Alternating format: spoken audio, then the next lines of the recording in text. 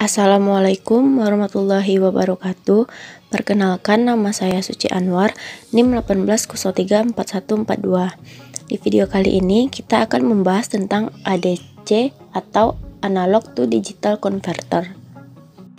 Pertama-tama kita harus mengenali dulu apa sih itu ADC. Analog to Digital Converter atau yang biasa disebut dengan ADC adalah perangkat elektronika yang berfungsi untuk mengubah sinyal analog menjadi sinyal digital. Perangkat ADC dapat berbentuk suatu modul atau rangkaian elektronika maupun suatu chip IC. ADC berfungsi untuk menjembatani pemrosesan sinyal analog oleh sistem digital. Nah, selain itu kita juga harus mengetahui apa itu konverter. Konverter yaitu alat bantu digital yang sangat penting untuk menerjemahkan informasi digital ke bentuk analog dan juga sebaliknya. Sebagian besar pengukuran variabel-variabel dinamik dilakukan oleh piranti ini yang menerjemahkan informasi mengenai variabel ke bentuk sinyal listrik analog. Untuk menghubungkan sinyal ini dengan sebuah komputer atau rangkaian logika digital, sangat perlu untuk terlebih dahulu melakukan konversi analog ke digital. Hal-hal mengenai konversi ini harus diketahui sehingga ada keunikan, hubungan khusus antara sinyal analog dan digital. ADC ini memiliki dua karakter prinsip. Yang pertama ada kecepatan sampling ADC. Kecepatan sampling suatu ADC menyatakan seberapa sering sinyal analog dikonversikan ke bentuk sinyal digital pada selang waktu tertentu. Kecepatan sampling biasanya dinyatakan dalam sampel per second atau SPS. Berikut adalah ilustrasinya. Yang kedua ada resolusi ADC. Resolusi ADC menentukan ketelitian nilai hasil konversi ADC. Sebagai contoh, ADC 8 bit akan memiliki output 8 bit data digital. Ini berarti sinyal input dapat dinyatakan dalam 255 (2n-1) nilai diskrit. ADC 12 bit memiliki 12 bit output data digital.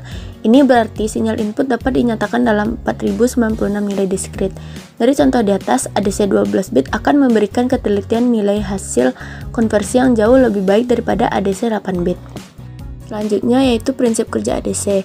Prinsip kerja ADC adalah mengkonversi sinyal analog ke dalam bentuk besaran yang merupakan rasio perbandingan sinyal input dan tegangan referensi.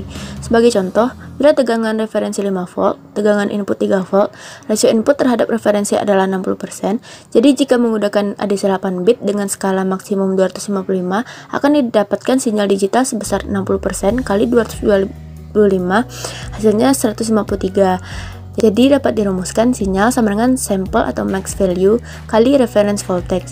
Jadi 153 per 255 dikali 5 hasilnya dapat 3 volt. Selanjutnya ada komparator ADC. Bentuk komunikasi yang paling mendasar antara wujud digital dan analog adalah piranti yang biasa disebut komparator. Piranti ini yang diperlihatkan secara skematik pada gambar berikut ini. Secara sederhana, membandingkan dua tegangan pada kedua terminal inputnya.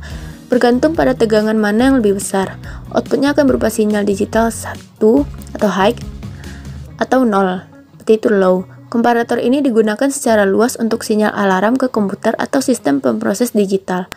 Elemen ini juga merupakan satu bagian dengan konverter analog ke digital dan digital ke analog yang akan didiskusikan nanti. Nah, berikut ini adalah gambar konsep komparator pada ADC. Gambar berikut ini memperlihatkan sebuah komparator merubah keadaan logika output sesuai fungsi tegangan input analog. Sebuah komparator dapat tersusun dari sebuah op-amp yang memberikan output terpotong untuk menghasilkan level yang diinginkan untuk kondisi logika plus 5 dan 0 untuk TTL 1 dan 0. Komparator komersial didesain untuk memiliki level logika yang diperlukan pada bagian outputnya. ADC juga memiliki beberapa jenis, yaitu yang pertama ada ADC simultan atau yang biasa disebut dengan flash converter atau parallel converter. Yang kedua ada counter ramp ADC, yang ketiga ada SAR yaitu successive approximation register ADC. Ada beberapa alasan mengapa ADC itu dibutuhkan. Yang pertama, mikroprosesor hanya dapat melakukan pemrosesan kompleks pada sinyal digital.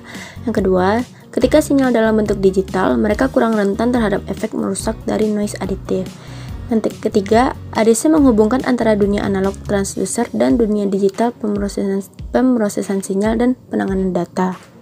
Yang terakhir, kita akan membahas penerapan ADC.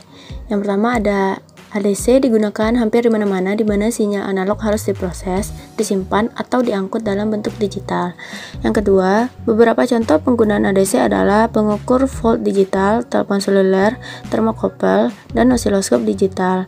Yang terakhir, ada microcontroller biasanya menggunakan ADC 8, 10, 12, atau 16 bit.